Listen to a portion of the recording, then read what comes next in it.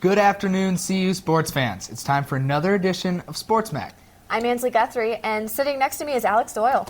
We have a lot of content in tonight's show, including updates on football head coach Mike McIntyre after the Tumpkin situation, and details on a couple top football players. That, plus score updates for the men's and women's basketball teams, and an exclusive Sports Mag interview with tennis player Brigitte Beck.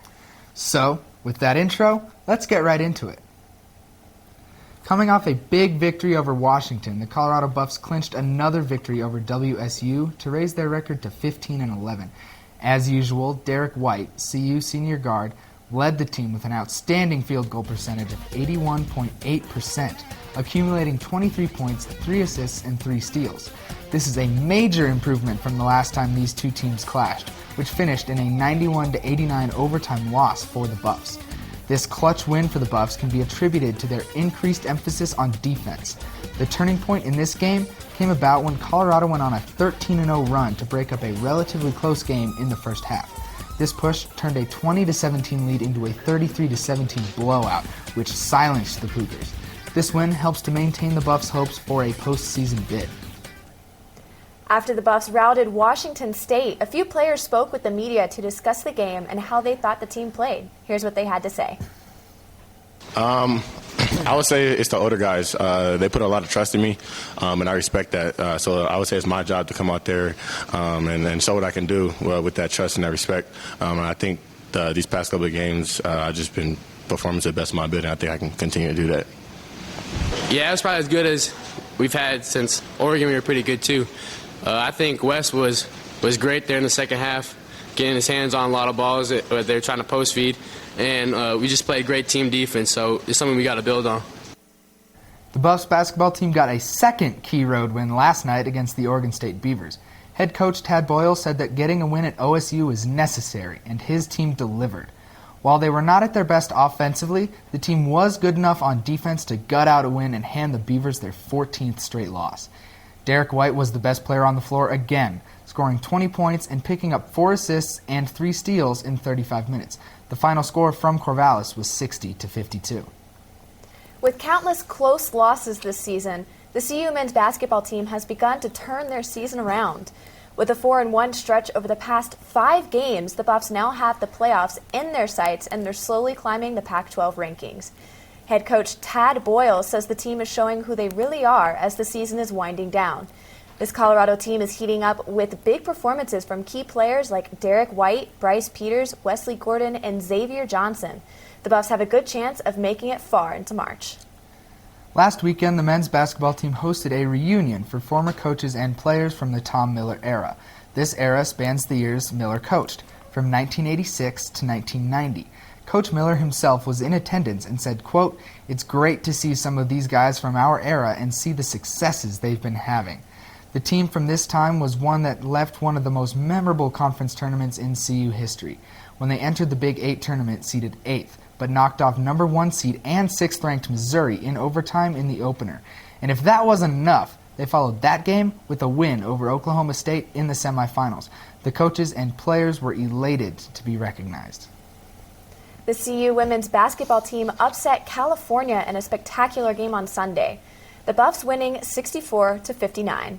The Buffs finally stopped their 16-game-long losing streak in Pac-12 road games that stretched all the way back to the 2015 season.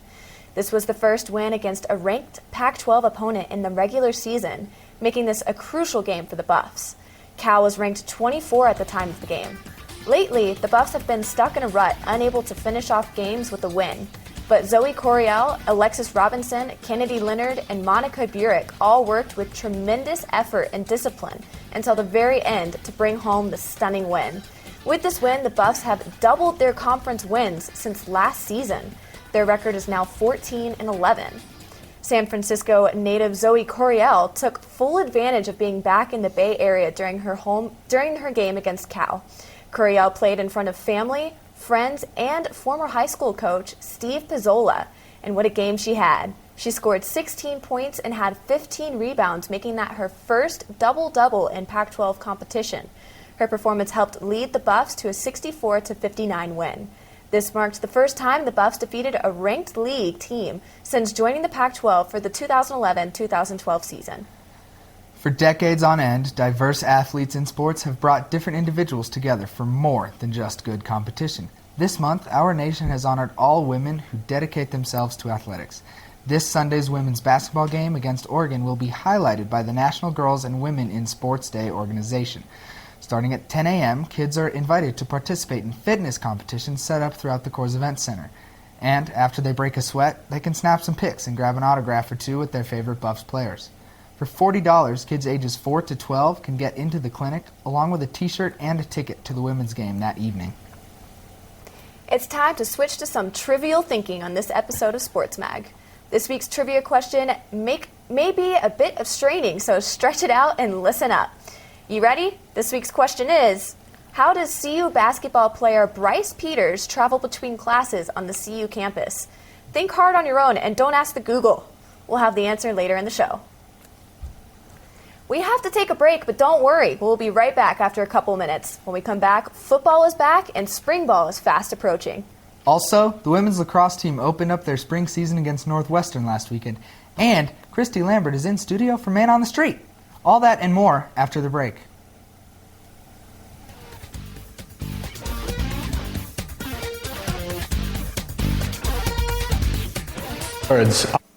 Around campus, the Norland Quad, the Rec Center, the UMC, over by Farron Field, even in some res halls. It's not just these words being repeated everywhere. It's really a description of the community and the people that you're going to be encountering in the next 4 years. The creed is a value for the CU community. As a member of the Boulder community and the University of Colorado Boulder, I agree to act with honor, integrity, and accountability in my interactions with students, faculty, staff, and neighbors. To respect the rights of others and accept our differences. Contribute to the greater good of this community. I will strive to uphold these principles in all aspects of my collegiate experience and beyond.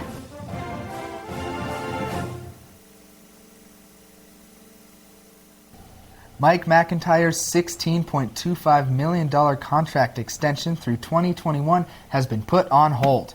Originally, the contract was set to be approved this week, but it has been tabled and is set to be put in front of the Colorado Board of Regents at their next meeting in April.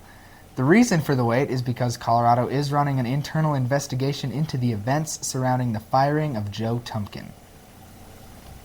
CU welcomes new defensive lineman Chris Malumba. His journey to Boulder was a roundabout one. Originally from Finland, Malumba really had no understanding of football. He didn't start until a friend of his father suggested he give the game a try. Once he did, he was hooked. He first played for a Finnish club program, and then he moved to the United States and played at Shabbat College in California, and later at Diablo Valley College. Colorado expressed an interest in Malumba, and he signed in December. He promises to play a crucial role on the team after CU lost all 3 starting defensive linemen to graduation. Since arriving at Colorado, Kyle Evans has given the Colorado football program something to be proud of. His coaches and even his quarterback, Sefo Lufau, have nothing but great things to say about him. Evans is no stranger to working for success. Playing football, working as an intern, volunteering, and studying international affairs at the Leeds School of Business is all in a day's work for Kyle Evans. Evans earned a full scholarship before the start of the 2016 football season and has earned everything that is being given to him. Jake Shapiro is in studio to give us some information for football's spring season. He's here with us, and so we're just going to send it right over to him. Take it away, Jake.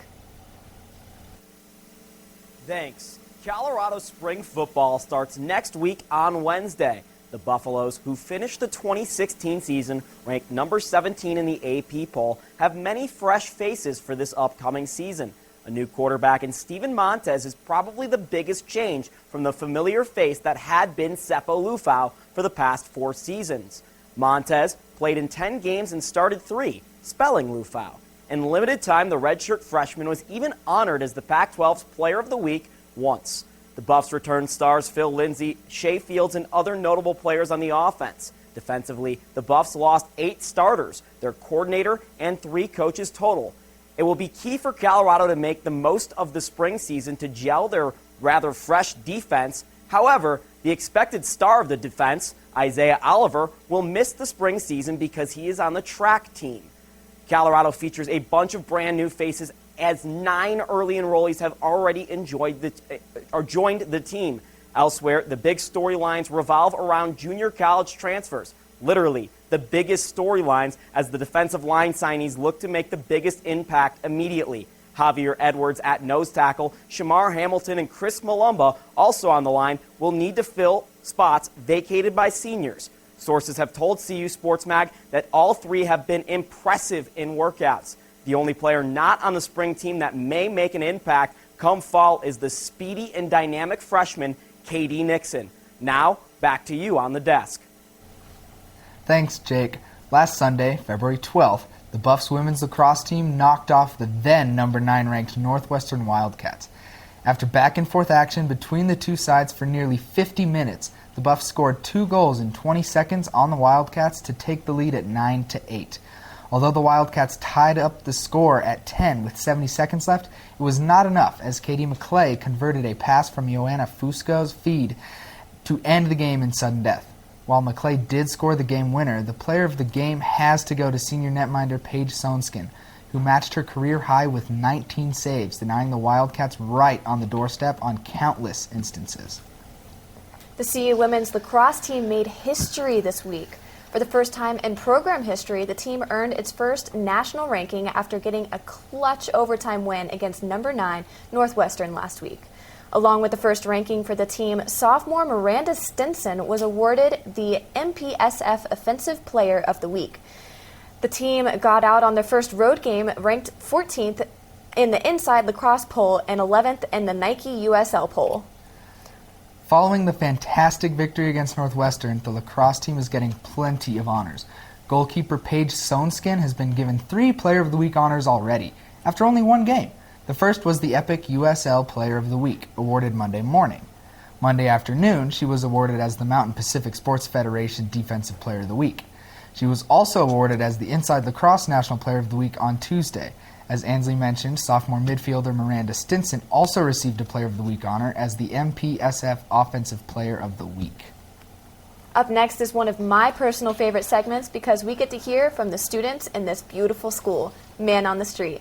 And this week we sent Christine Lambert out to talk to some fellow Buffs. Hey Buff fans, I'm Christine Lambert and welcome to this week's edition of Man on the Street. Now you may not realize it because it's about 70 degrees outside right now, but we're still in the middle of Colorado's ski team season. Now, I want to know what CU students know about our ski team. So first question, did you know that CU Boulder has like a competition ski team? Yes, I did. No, I did not. Oh, actually, yes, I did. Yes, I did. You did know that. You did? Do you ski or snowboard? I do ski. Do you know where most of our ski team members come from? Like state, country? Definitely Colorado is the first one. Maybe New York. Canada? I know a lot of them come from Missouri or something, but I would assume for some reason maybe a lot of them also still come from Colorado. Is it a state? No. Oh, shoot. I don't know. 8 of them come from Colorado. 9 of them come from Norway. Yes. Yeah, that was a really good guess. Have you ever seen them in action? No. I mean, not a Boulder one. No. Do you think more people would go if we had more in Colorado, or do you think people just don't want to make the trek? I think people would go more if there were more in Colorado. Potentially, yeah. I think that would be kind of cool to go see. Yeah, I mean, like, I go to Eldora on the weekends and I see, like, the ski teams racing up there. A lot of them are in Alaska, which is quite a bit of a trek. So the next competition for the ski team is next Saturday in Beaver Creek. Do you think you would go to that? It's not that far If away. I was up there, yeah, absolutely. Yeah. Yeah. I mean, it sounds fun. I'm gonna hold your tip. No, I'm just kidding. Maybe, yeah. Probably not next weekend, but at one point that would be cool. And don't forget to go watch the ski team's next competition up in Beaver Creek next weekend. This has been Man on the Street with me, Christine Lambert. Back to you at the desk.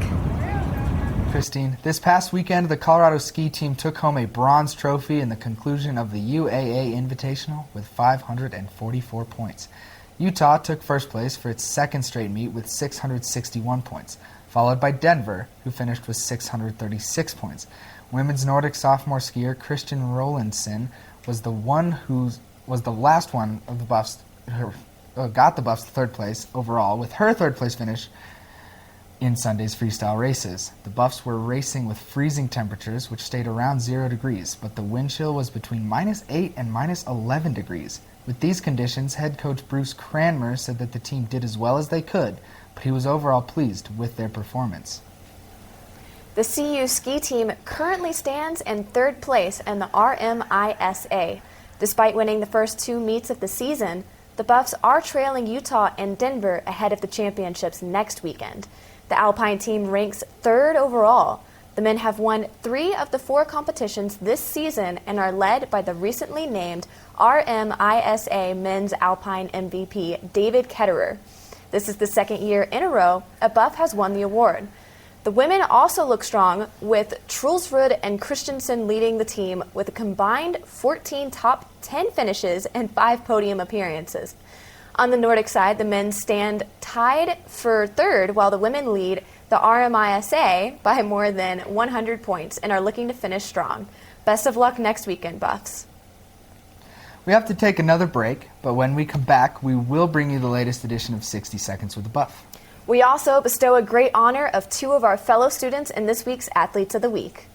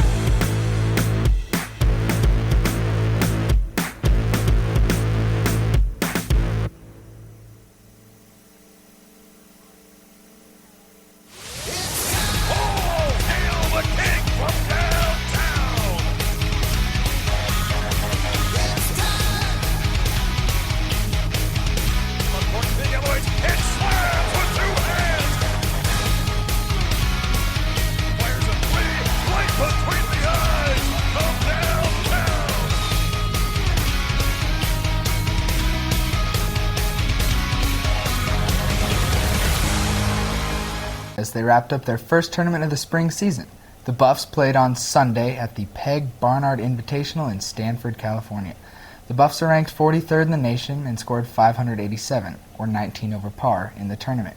The number 1 ranked Cardinal won the tournament with a 3 over par 571. The course challenged the Buffs, but the team now has tournament experience under their belts for the season and eagerly anticipates the next tournament at the end of this month. CU track and field stars Joe Klecker and Danny Jones dominated in their events at the Husky Classic at the University of Washington last Saturday. On the men's side, Klecker posted a personal best in the 3,000 meters with a time of 7 minutes and 51 seconds. He now ranks 6th in the nation and 4th all-time for CU in the event. On the women's side, Jones posted a best time in the 3,000 with a time of 9 minutes and 2 seconds, ranking 2nd best all-time at CU. Great job, Buffs. The CU women's tennis team remains undefeated at home as they beat Utah State 4-2 last Saturday. This brings the Buffs' overall record to 6-1. It was no easy win, and it was the first true battle of the day came with the number 3 doubles match. The Buffs had to fight hard to get back in the match, but they fought hard to win 4 straight points, which eventually won them the match. The momentum carried on through the singles matches, where Annabelle Andronopoulos won the 3-set match, clinching the win for CU. Now for that exclusive interview that we told you about at the beginning of the show. Mitchell Sanchez talked to Brigitte Beck from the women's tennis team, so let's hear what she had to say. Hey Colorado, I'm Mitchell Sanchez here with Brigitte Beck, a sophomore on the tennis team. How's the team doing this season? The team's doing really well this season. We're 7-1 at the moment, so we've come up to a really great start. We had a few adversities with injuries and such, but we're doing really well, and we're looking forward to getting into conference matches. So the Air Force game on Wednesday was the closest this season, 4-3 with a Colorado win. What made the game so close? Well, the Air Force players, they're really tough each year. You know, they battle really hard, but we were ready for them. We had a huge crowd over there backing the Air Force girls, but we battled through some really tough matches and had a really good time. So all the girls fought super hard, and yeah, it was a great match. On Sunday is the next game against the University of Texas El Paso. What is the team doing to prepare?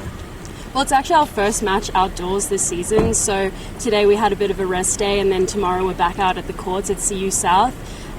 Getting outdoors is really great in this awesome weather, so we're going to work on a couple things and get ready for Sunday's match. All right, Colorado. Tennis home game on Sunday. Plan to be there. This has been Mitchell Sanchez with Brigida Beck for 60 Seconds with a Buff. Now, back to the desk. Thanks, Mitchell. The CU tennis team mounted an impressive comeback against Air Force. They were down 1-0 after the doubles match. Heading into the singles match, Nuria Ormeño Ruiz won her match in straight sets. Ruiz has won 7 of 8 matches in straight sets throughout this season. Keeping the comeback rolling, Annabelle Andronopoulos also won her singles match in straight sets. Next, Chloe Hewell fell in her first set and put up a good fight, but ultimately lost her match in 4 sets. After being tied at 2 matches each, CU battled back and beat Air Force 4 matches to 3. In another stellar week for CU athletes, we have 2 students who stood out. Derek White and Paige Sohn-Kessen both had an amazing week, and for good reasons, are SportsMag Athletes of the Week. Derek White played a huge role in the men's basketball team, winning 2 games this and continuing a run of winning 5 of their last 6. Senior goalkeeper Sonskin helped the women's lacrosse team pull off an amazing upset to take down the 9th-ranked Northwestern Wildcats, the first win against a ranked team in program history. We have one last break we need to take, but when we come back, we will get you the answer to that trivia question we asked earlier. We also looked through Twitter all week to find the best, most school-spirited tweets we could find. We will reveal our tweet of the week after this break. Jeez, is it hot in here or what? No, it's because the hottest segment on Earth is up next with me, Rachel Robinson. Ansley, is it getting warm in here? I mean, it feels pretty warm to me, but it could just be from the heat outside making its way into the studio. Either way, it's gotten a little more uncomfortable in here. I think that means Rapid Fire is coming up with Rachel Robinson.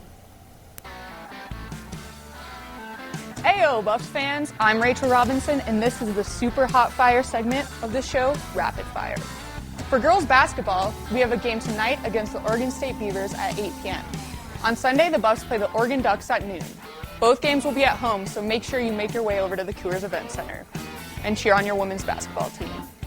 The men's basketball team is also taking on the Oregon Ducks on Saturday. The game will be in Eugene, Oregon, so go to your favorite restaurant and tune into the Pac-12 network at 1. The undefeated lacrosse team is playing their 3rd game on Sunday. They will play against Stenson in Florida at 10 a.m. Our track and field team will compete in the Joe Davis Classic both today and Saturday. So go cheer on your track and field team in Golden. Events will take place all day, so there is plenty of time to make your way over there. Well, unfortunately, the flame is burned out and Rapid Fire is over. Make sure to tune in next week. Back to you guys at the desk. We know you've been stalking social media for the answer to that trivia question, so stalk no more. The answer to how CU basketball player Bryce Peters maneuvers through campus is a hoverboard. You get half points if you guessed a segue. Follow us on Twitter for insight on next week's question. For this week, we chose a tweet from someone who truly understands sports, Twitter, and life. The tweet this week comes from our very own Cyrus Allen.